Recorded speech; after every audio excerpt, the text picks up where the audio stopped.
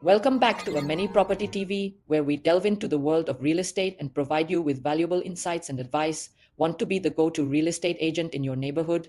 I'll show you 5 easy steps to go from newbie to local expert fast.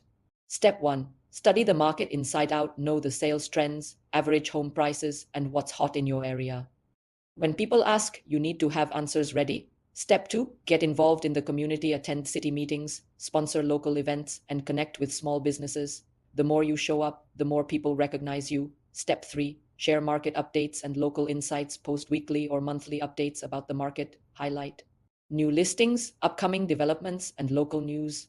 Step 4. Provide free value to homeowners, host home buying workshops, create neighborhood guides, or offer free home valuation reports to attract potential clients. Step 5. Build relationships with local influencers, get to know community leaders, school officials, and popular business owners. They can refer you to potential clients. If you follow these steps, you'll be the neighborhood expert in no time. Like, subscribe, and comment what's your target neighborhood.